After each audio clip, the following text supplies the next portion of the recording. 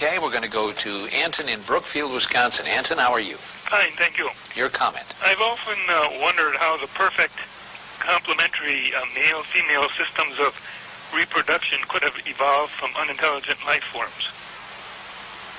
You know, Anton, not only is that a good question, but also the point is if evolution occurred, it'd have to be simultaneous evolution of both species at the same time. Right.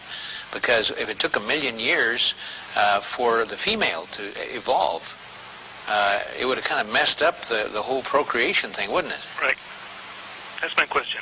A good question. Stay right there. Michael Cremo, your response.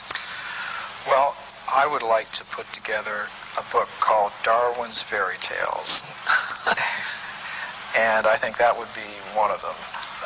You can just look at so many examples of complex structures and behaviors in different creatures, whether it's how the spider learned to spin its web, or how our human reproduction system came about, or any of these things.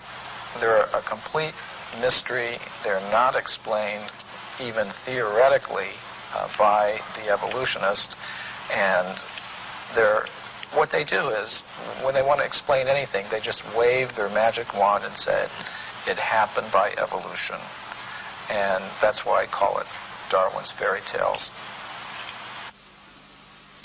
Well, I think it's time to begin to look at the implications of all of this. I can assure our audience that you have hundreds of similar cases, and obviously you are inspired by a religious tradition, as we mentioned that's correct. Earlier. You're a student of the Hindu Vedantic tradition. Right. It's very different than the Christian-Jewish fundamentalist tradition that insists on a divine creation that occurred some 5,000 years ago.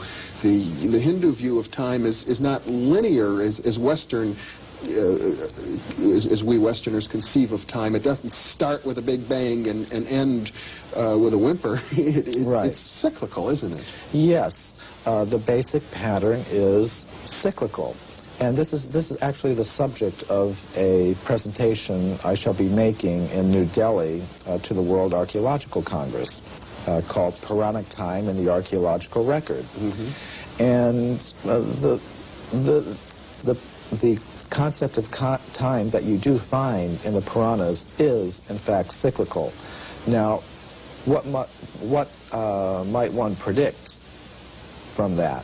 Say if you have civilizations coming and going over vast periods of time, perhaps you might have humans and other ape-man-like creatures coexisting. I will mention that the Puranas do talk about intelligent races of ape-like creatures that use stone tools. Mm-hmm. This is not an idea that came in with Darwin. It's been there for thousands of years.